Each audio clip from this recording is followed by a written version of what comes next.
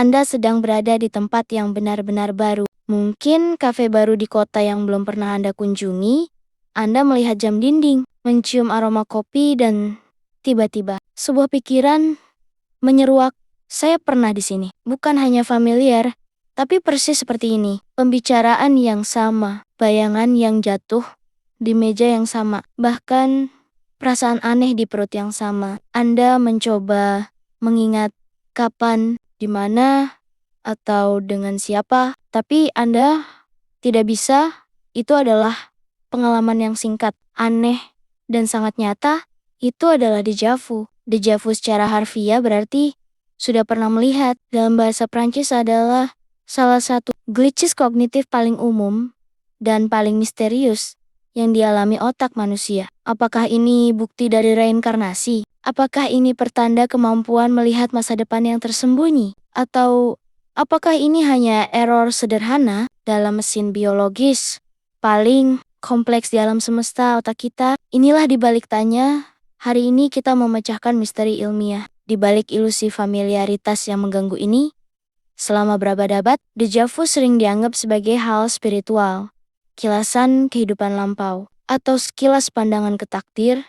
Namun, neurosains modern memberikan jawaban yang jauh lebih menarik dan lebih dingin. Déjà vu bukanlah ingatan yang sebenarnya. Ini adalah perasaan familiaritas yang disalahpahami. Ketika déjà vu terjadi, Anda tidak benar-benar mengingatnya. Anda hanya merasa ingat. Otak kita memiliki dua jalur utama untuk memproses ingatan. Recall, mengingat ulang, yaitu upaya sadar untuk mengambil informasi. Siapa nama guru SD saya? Familiarity caffeine, yaitu perasaan bahwa sesuatu itu akrab tanpa bisa menentukan detailnya. Déjà vu terjadi ketika jalur familiarity kita menyala secara tidak sengaja. Tanpa ada pemicu yang valid dari jalur recall, ini seperti lampu alarm yang menyala tanpa ada api. Anda mendapat sinyal familiar, tetapi tidak ada data pendukung yang sesuai. Otak Anda memberitahu Anda bahwa Anda telah mengalami ini, tetapi bagian logis otak Anda tahu bahwa itu mustahil. Konflik inilah yang menciptakan sensasi aneh tersebut. Salah satu teori neuroscience yang paling populer menjelaskan déjà vu sebagai time lag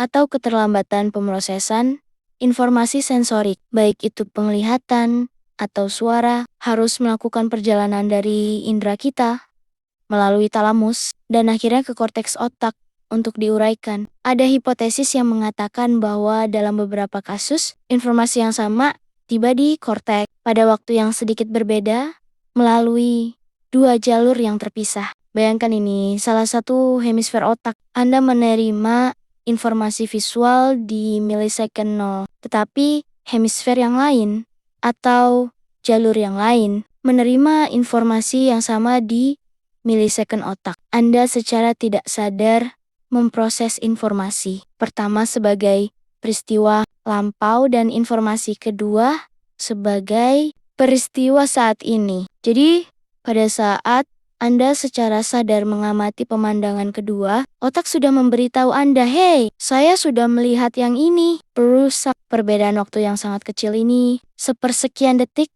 cukup untuk menciptakan ilusi bahwa peristiwa saat ini adalah pengulangan. Ini benar-benar glitch internal dalam kecepatan transmisi data. Menariknya, para peneliti menemukan bahwa déjà vu sangat sering dialami oleh orang-orang muda dan sehat, terutama antara usia 15 hingga 25 tahun. Seiring bertambahnya usia, frekuensinya cenderung menurun. Ini menunjukkan bahwa déjà vu mungkin merupakan efek samping dari otak yang sangat aktif dan efisien dalam membentuk koneksi baru, tapi ada sisi gelapnya. Dalam kasus yang jarang terjadi, déjà vu yang sering dan intens dapat menjadi pertanda masalah neurologis. Déjà vu yang ekstrim adalah gejala umum dari epilepsi lobus temporal. Lobus temporal adalah area otak tempat ingatan dan emosi diproses. Sesaat sebelum kejang, penderita epilepsi mengalami lonjakan aktivitas listrik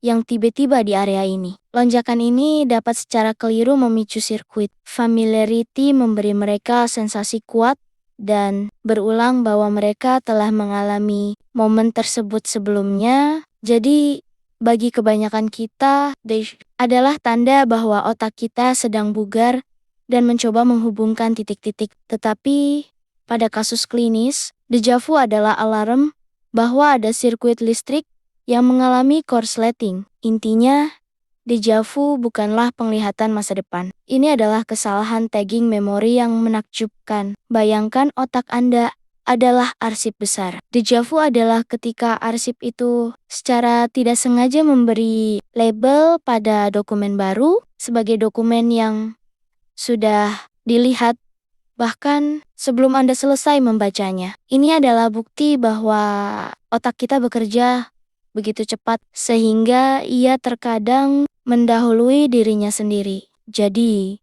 lain kali Anda merasakan sensasi aneh itu, jangan khawatirkan reinkarnasi atau ramalan. Justru sebaliknya, Anda harus takjub. Anda sedang menyaksikan salah satu glitches paling keren di dalam mesin biologis. Anda, di balik tanya misteri terindah, seringkali memiliki penjelasan paling ilmiah. Sampai jumpa di episode berikutnya.